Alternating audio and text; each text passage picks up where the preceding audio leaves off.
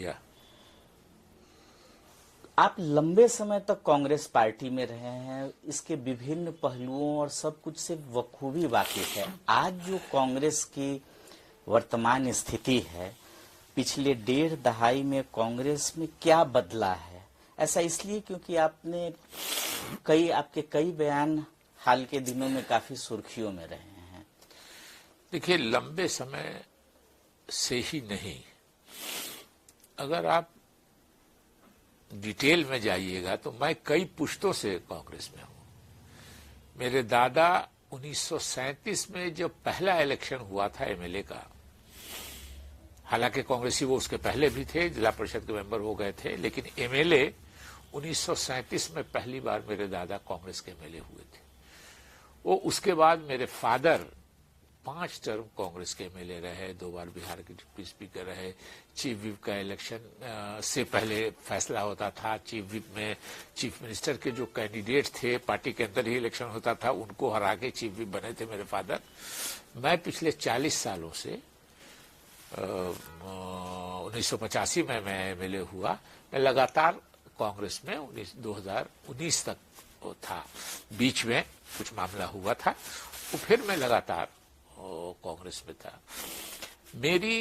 मेरा जो डिसअपॉइंटमेंट है और मेरी जो शिकायत थी वो राहुल गांधी जी से है, क्योंकि वही फैसला करते हैं आजकल। राहुल गांधी जी के साथ मैंने कहा है कहीं कि वो चाहते हैं कि कांग्रेस मजबूत बने, लेकिन वो मजबूत कांग्रेस बनाना चाहते हैं मगर कांग्रेसियों को मजबूत नहीं बनाना चाहते हैं, या वो मजबूत कांग्रेस पसंद करते हैं लेकिन मजबूत कांग्रेसी को नहीं पसंद करते।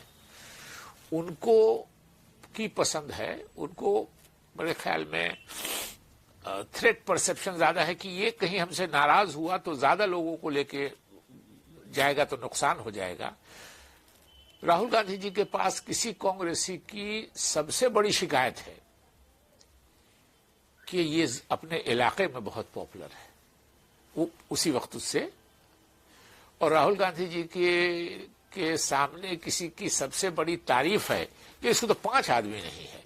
उस 5 जिसको आदमी नहीं है उसको वो बढ़ाने पे लग जाएंगे, और जो कहेगा कि इलाके में पॉपुलर है उसको छोटा करने में लग जाएंगे। ये इनसिक्योरिटी है, इनसिक्योर। मैं बार बार कहता हूं कि राहुल जी से ज्यादा इनसिक्योर लीडर, पॉलिटिशियन मैंने अपने लाइफ में नहीं देखा, कि जिसको हर पॉपुलर आदमी से ये है, हर चमकदार आदमी। एक तो है, 2 तरह के लोग होते हैं, एक तो जो जिसको आप देहाती जबान में धरती पकड़ कह सकते हैं, जो इलाके में जिसका असर रसूख हो, और एक जो है जो शाइनिंग ब्राइट है, जो लोगों को अट्रैक्ट करता है। ऐसे दोनों लोगों को वो पसंद नहीं करते हैं, तो इससे कांग्रेस कमजोर होगी। और जब मैंने, आज से तारीख बताता हूं, मैंने 16 अप्रैल 2023 को मैंने प्रेस कॉन्फ्रेंस करके कह दिया कि मैं अब जिंदगी में कोई चुनाव नहीं लड़ूंगा। और उस लेटर में भी मैंने लिखा खड़गे साहब को, क्योंकि प्रेसिडेंट वही थे, पार्टी तो मालिक राहुल गांधी जी हैं, लेकिन कागज कलम पे खड़गे साहब प्रेसिडेंट है, तो उन्हीं को लिखना पड़ता है। तो मैंने उनको लिखा कि मैं जिंदगी में किसी दूसरी पार्टी में नहीं जाऊंगा। जिस दिन मैंने अनाउंस किया कि मैं जिंदगी में अब कभी चुनाव नहीं लड़ूंगा, उस दिन की बात कह रहा हूं। और ये भी लिखा साथ में कि मेरी जिंदगी का आखिरी वोट कांग्रेस को मिलेगा, और मेरे कहने से अगर तब तक 5 लोग भी वोट देते रहेंगे तो वो कांग्रेस को वोट देंगे। ये मैंने 16 अप्रैल 2023 को भी जब लिखा कि मैं चुनाव कोई नहीं लड़ूंगा अब जिंदगी में, तब भी लिखा। और 11 नवंबर को 6 बजे के बाद जब पोलिंग सेकेंड फेज की बिहार की खत्म हो गई, तब भी मैंने जो खत लिखा रिजिग्नेशन का कि मैं दुखी मन से रिजाइन कर रहा हूं, अपमान ज्यादा अब नहीं बर्दाश्त हो सकेगा, तो अब भी मैंने लिखा कि मैं कोई दूसरी पार्टी नहीं ज्वाइन करूंगा, और किसी कहते हैं कि आखिरी वक्त तक मैं कांग्रेस में ही रहूंगा। आज आपके सामने फिर दोहराता हूं कि मैं जिंदगी भर कोई दूसरी पार्टी में नहीं जाऊंगा, और कांग्रेस का शुभचिंतक, कांग्रेस का हिमायती रहूंगा।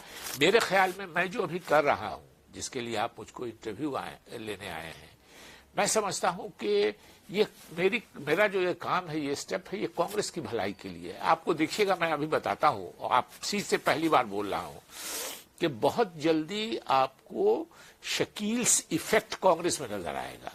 शकील्स इफेक्ट क्या होगा कि राहुल गांधी जी को देखिएगा कि कुछ मुस्लिम लीडरों के साथ अब वो फोटो खिंचवाएंगे। राहुल गांधी जी को देखिएगा कि अब जो पुराने कोई एस्टैब्लिश कांग्रेसी हैं पुराने, उन लोगों के साथ भी अब वो फोटो खिंचवाएंगे, इसलिए कि अभी तक नहीं करवाते थे। पार्टी मीटिंग्स की बात छोड़ दीजिए, राहुल गांधी जी की एक ये है कि अगर हम फोटो कहीं पब्लिक में खिंचवा रहे हैं तो उस फ्रेम में मेरे अलावा और किसी को कोई पहचानने वाला नहीं है, ये उनकी एक ये है। तो कोई नेता बेचारा डर से भी वो करता था कि हमारा सीआर खराब हो जाएगा। मालिक वही देखिए, कांग्रेसी जो हिंदुस्तान भर के हैं, इसमें कहीं कोई दो राय नहीं है कि नेहरू गांधी फैमिली जिसको कहेगी कांग्रेसियों को मानेगा। आप कहते हैं कि राहुल गांधी भारतीय राजनीति के सबसे इनसिक्योर पॉलिटिशियन है, दूसरी ओर आप कहते हैं राहुल गांधी कांग्रेस पार्टी के मालिक हैं। ये दोनों विरोधाभास आपको नहीं लगता? और दूसरा कि राहुल गांधी को किससे भय है, किससे डर है? देखिए, बिल्कुल विरोधाभास नहीं है, इसमें कहीं कोई दो राय नहीं है। और हिंदुस्तान का हर समझदार आदमी जानता है कि कांग्रेस में सबसे पॉपुलर, सबसे मकबूल जो है वो नेहरू गांधी फैमिली है। नेहरू गांधी फैमिली जिसको चाहेगी वो लीडर बनेगा। मैं अपनी बात कर रहा हूं, शशि थरूर साहब कैंडिडेट हुए थे, मैं शशि थरूर साहब को वोट देना चाहता था, मेरी पसंद वो थे अध्यक्ष के लिए। लेकिन जब मैंने देखा कि सोनिया गांधी, राहुल गांधी और तमाम लोग सिर्फ मल्लिकार्जुन खड़गे जी के लिए कर रहे हैं, और अभी तो 2-3 दिन पहले मल्लिकार्जुन खड़गे जी ने भी कहा कि मुझको प्रेसिडेंट कह रहा है, कि मुझको अध्यक्ष बनाया है, प्रेसिडेंट बनाया है राहुल गांधी और सोनिया जी ने, और ये तमाम लोग मांग रहे थे। तो सोनिया गांधी जी और राहुल गांधी जी जिसके लिए वोट कांग्रेस में मांगेंगे वही होगा। अभी राहुल गांधी जी के मालिक हैं राहुल गांधी जी। हाँ, अगर किसी दिन सोनिया गांधी, प्रियंका गांधी जी और राहुल गांधी जी में मतभेद हुआ तब कांग्रेस के लोगों को कुछ भरम होगा। लेकिन जब तक ये फैमिली यूनाइट है तब तक कांग्रेस में जो है, कांग्रेस को वोट आवे, कम आवे, ज्यादा आवे, नहीं आवे, राहुल गांधी ये है। तो उस फैक्टर को देख लीजिए। दूसरे है कि इनसिक्योर, कमजोर का जो डर उनको बाहर से नहीं है। देखिए, राहुल गांधी जी जिस दिन पैदा हुए, हर आदमी को अपने परिवार का फायदा होता है। हम लोग भी, मेरे फादर थे, मेरे ग्रैंडफादर थे, तो हम लोगों को भी डिस्ट्रिक्ट और ब्लॉक लेवल पे फायदा हुआ, रिकॉग्निशन मिला। उनको नेहरू गांधी खानदान में पैदा हुए तो पूरे मुल्क में रिकॉग्निशन मिला उनको। तो और जिस दिन से पैदा हुए उस दिन से भारत सरकार के कैबिनेट मंत्री से ज्यादा की सुरक्षा है। तो इसलिए डर बाहर के आदमी से लगने का नहीं है, डर अंदर का कि कांग्रेसी अगर पॉपुलर है और ये हमसे अलग होगा तो हमको नुकसान पहुंचा देगा। अब मैं अपनी बात बताता हूं। मैंने कहा 2019 में मैं निर्दलीय चुनाव लड़ गया। मेरा विरोध था लालू यादव जी से कि उन्होंने मेरी सीट पर छोड़ने से इनकार कर दिया, और मैं राहुल गांधी जी को धन्यवाद देता रहा पूरे निर्दलीय लड़ते हुए कि साहब राहुल गांधी जी ने एक बार अहमद पटेल जी से फोन करवाया लालू जी को कि शकील जी की सीट छोड़ दीजिए। वो लालू जी नहीं तैयार हुए कि 40 सीट करवाया जाएगा, तो शकील अहमद के लिए 40 सीट पर राहुल गांधी, डर जाता है लोग, नहीं लिया, डर गए। तो मैं निर्दलीय खड़ा हुआ। मैं राहुल गांधी जी की हर सभा में कहता था कि इन लोगों के खिलाफ मैं कुछ नहीं कहूंगा, और राहुल गांधी जी को विशेष धन्यवाद देता हूं कि उन्होंने मेरे टिकट के लिए प्रयास करवाया। लेकिन ऐसे ऐसे हुआ तो ये हो गए। उसके बाद इलेक्शन हुआ, तो 19 का इलेक्शन आप याद कीजिए कि मोदी जी को रखने वाला 14 में आए थे, मोदी बचाओ, और दूसरा था हम लोग सब उसमें शामिल थे, मोदी हटाओ। उस बीच में एक तीसरी लहर निकाल के हमको 1.25 लाख से ज्यादा वोट आया।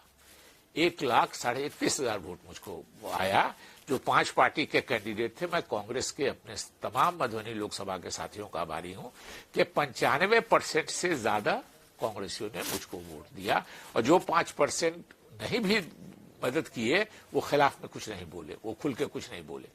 तो खैर आया हमको 1,31,000 वोट।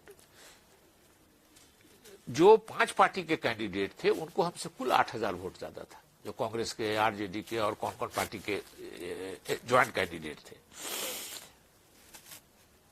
रिजल्ट के शायद 15-20 दिन के बाद एक किसी मुकदमे की तारीख थी, कोर्ट में केस का डेट था, राहुल जी पटना गए, तो शायद जल्दी काम खत्म हो गया क्या, वो ये लोग एक रेस्तरां में चले गए चाय कॉफी डोसा समोसा खाने।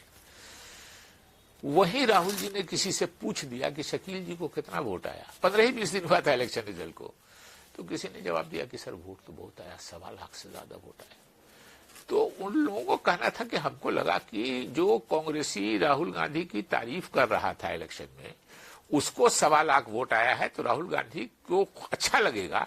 बोला कि उनको ऐसा लगा कि जैसे उनको शॉक मार दिया कि अरे 1.25 लाख वोट कैसे आ गया।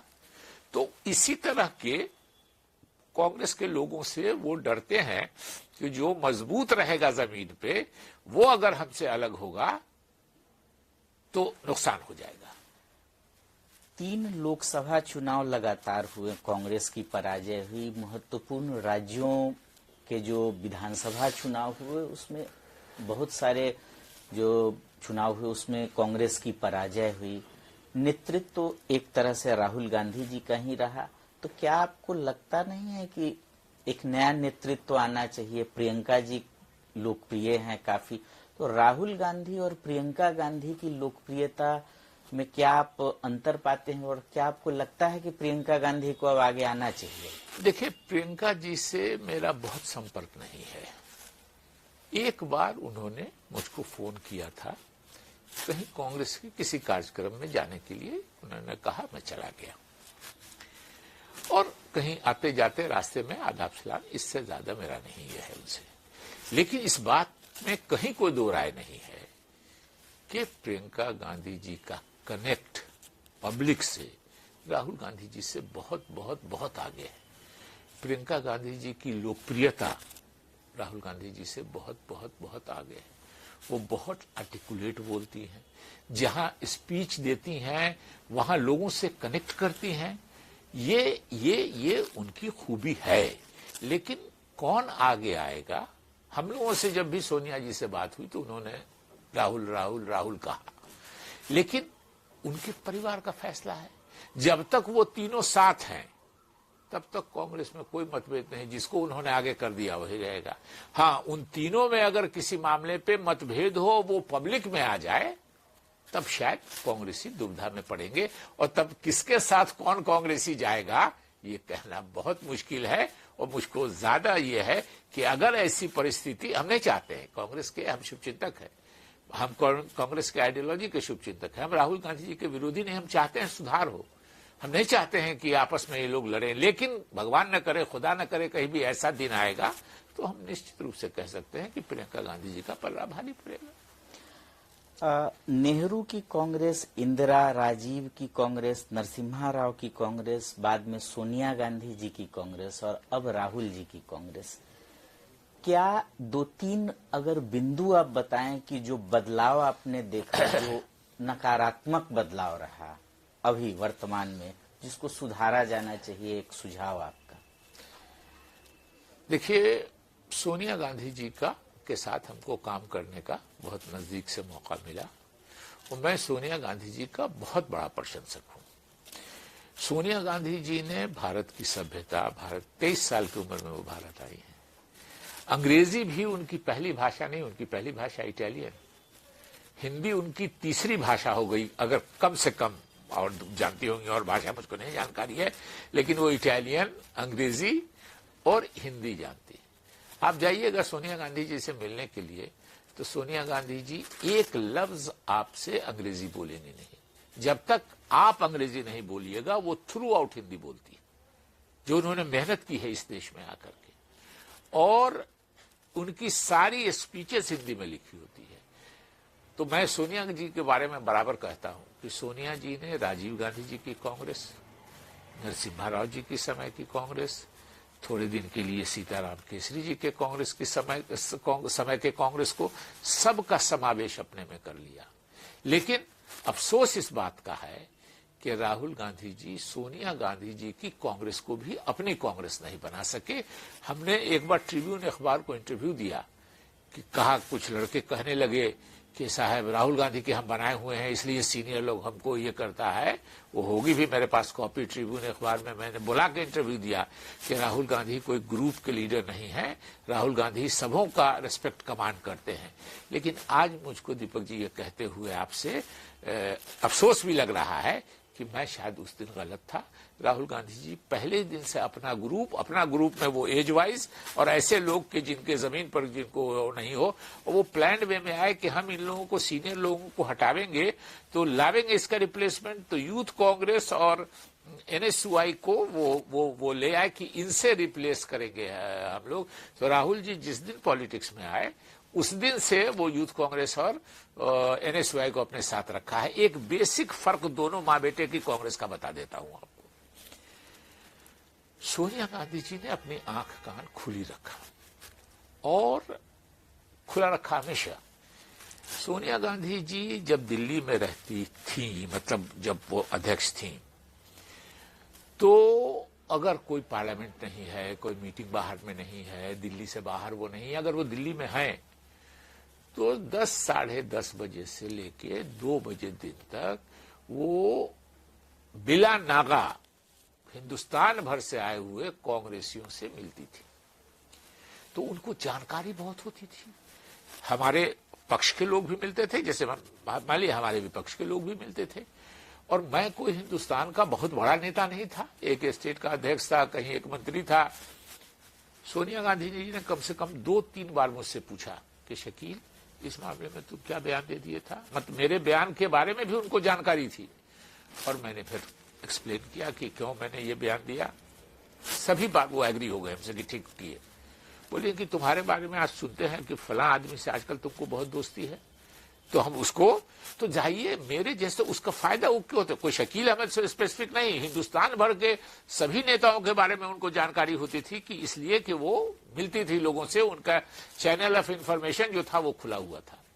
राहुल गांधी जी फिल्टर्ड लोगों से मिलने लगे। कैसे करें, कैसे वो है, इन्होंने मिलना बंद कर दिया जनरल लोगों से। अब मिलते कैसे हैं कि हमने टाइम मांगा, तो मान लीजिए मैं दिल्ली का हूं, फोन उनके ऑफिस में लिखा दिया।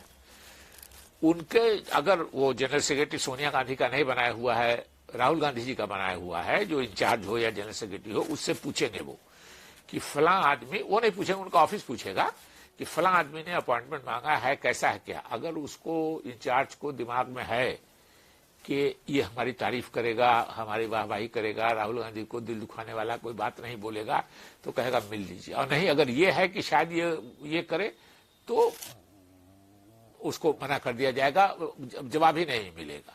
मेरी एक गलती हमको जो अभी तक लगती है इतने दिनों में, मैं राहुल गांधी जी के साथ बहुत बहुत देर तक बैठा हूं और बहुत बहुत बातें की है मैंने। मैं उनको मना करता था कि ये नहीं कीजिए, ये गड़बड़ है, ये नहीं कीजिए, ये गड़बड़ है, ये नहीं कीजिए। मुझको लगता था कि मैं जिस दिन राहुल गांधी अपना पहला चुनाव जीते, उस दिन मैं अपना 5वां चुनाव जीता। मैं उनके एमपी एमएलए बनने के 19 साल पहले एमपी एमएलए बन गया था। तो जाहिर है कि हमको लगता था कि हम ज्यादा एक्सपीरियंस है, हमारे छोटे भाई की तरह है, भतीजा भाई भतीजे की तरह है। राजीव गांधी जी से हम लोग बहुत प्रभावित थे और मैं उसमें कहने में हमने बार बार कहा है कि अपने पूर्वजों की वजह से राजनीति में आने का शौक हुआ, लेकिन जो सबसे एडेड अट्रैक्शन था, आकर्षित करने वाला व्यक्तित्व था हम लोगों को राजनीति की तरफ, वो राजीव गांधी जी का व्यक्तित्व था। तो स्वाभाविक रूप से उस वजह से अफेक्शन भी रहा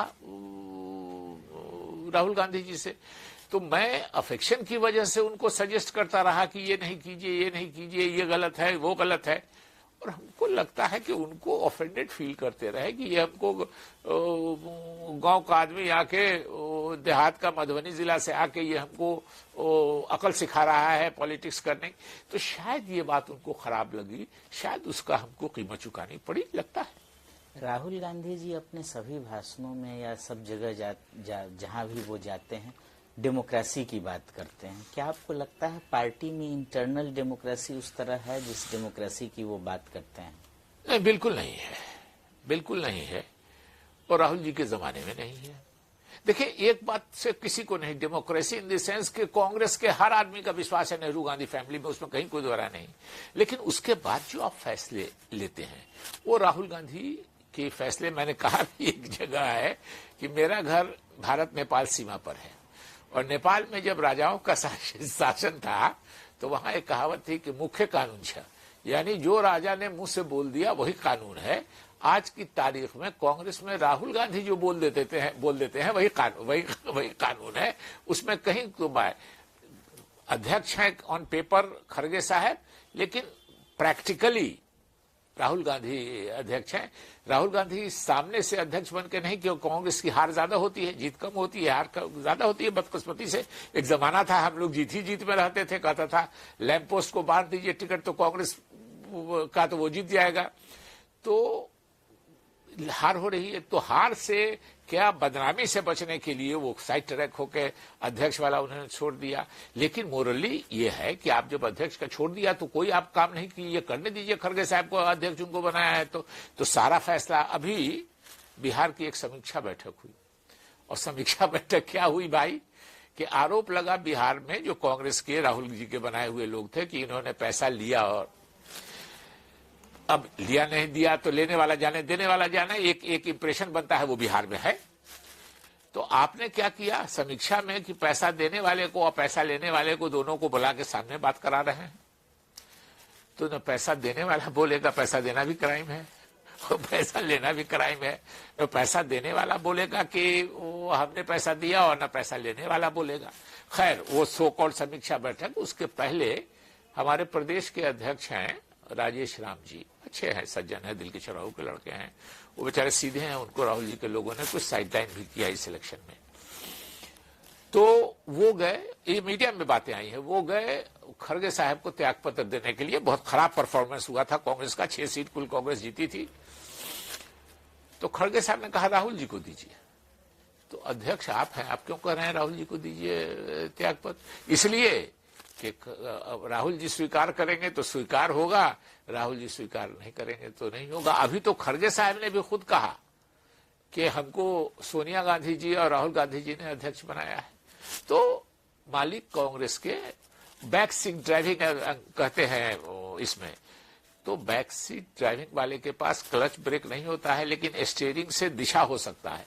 लेकिन स्टीयरिंग किधर मोड़ना है इसके लिए भी 4 आदमी उनके बगल में बैठे हुए हैं। और एक जो सबसे गड़बड़ी हो गई मेरे ख्याल में, देखिए पीए प्राइवेट सेक्रेटरी हर जमाने में पॉलिटिकल पार्टीज में रहे हैं और वो पावरफुल रहे हैं, इसलिए कि वो बॉस के नजदीक रहे हैं, उसमें कहीं कोई दो राय नहीं है।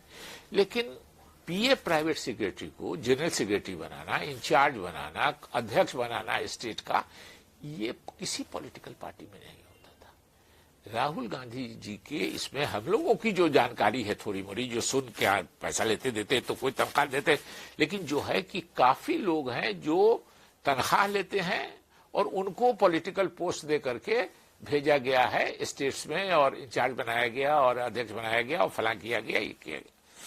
अध्यक्ष का तो शायद नहीं होगा, इसलिए कि अध्यक्ष स्टेट का ही होता है, प्रभारी कहीं का हो सकता है, जनरल सेक्रेटरी कहीं का हो सकता है। तो अब आप उसका जो पेड स्टाफ है आपका, उसकी तो पहली प्राथमिकता है कि उसको तनख्वाह मिले।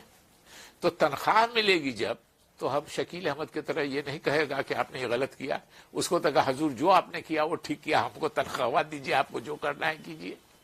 तो ये हालत है कांग्रेस की।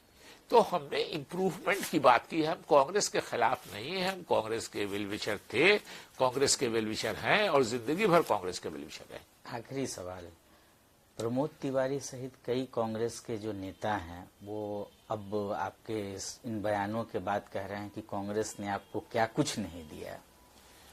देखिए ये बात सही है कि कांग्रेस मेरा 3 पुश्त का हुआ, लेकिन कांग्रेस किसी को सिर्फ देती नहीं है, कांग्रेस को वो भी देते हैं, दोनों देना लेना चला है। नेहरू गांधी परिवार की 5 पुश्त कांग्रेस के साथ है, मोतीलाल नेहरू जी से लगा के और राहुल गांधी जी, प्रियंका गांधी जी तक। तो हम ये नहीं कह सकते हैं कि सिर्फ कांग्रेस ने ही नेहरू गांधी की 5 पुश्तों को दिया है। नेहरू गांधी परिवार की भी 5 पुश्तों ने ना कांग्रेस को कुछ दिया होगा। तो ये देना लेना लगा रहता है।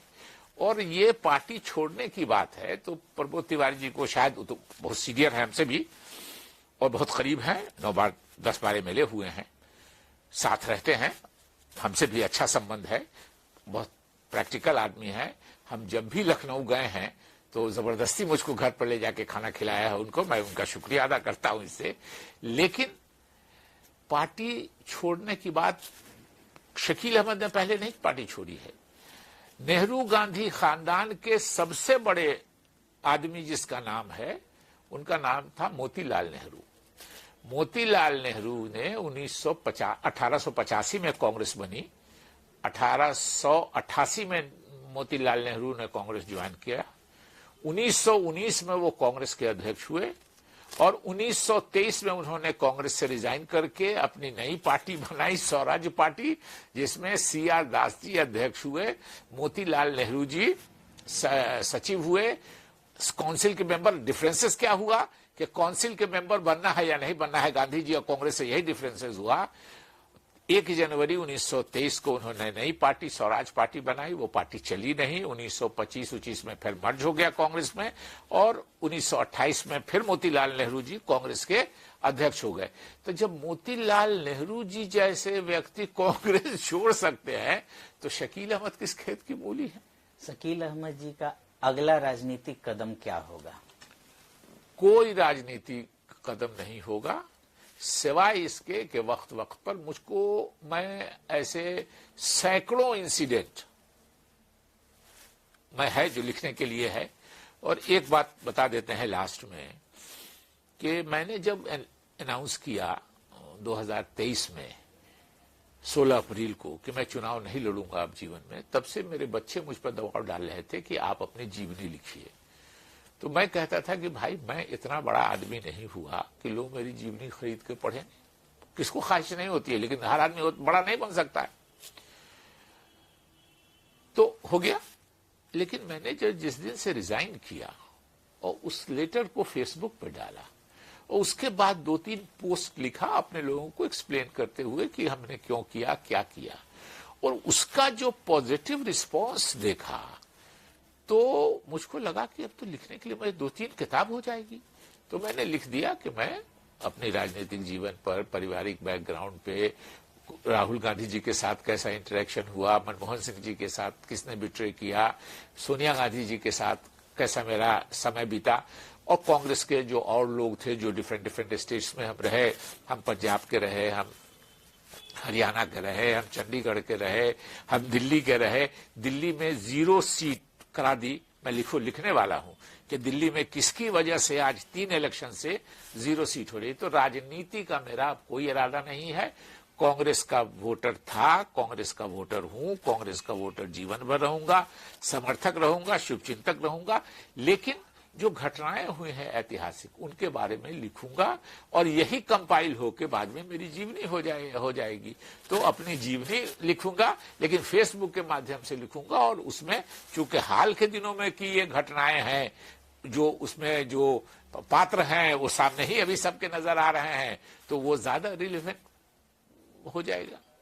पीटीआई वीडियो सेवा से बात करने के लिए आपका बहुत बहुत धन्यवाद। बहुत धन्यवाद दीपक जी, आपको भी मुझे अवसर देने के लिए, मुझे यहाँ बुला के बात करने के लिए।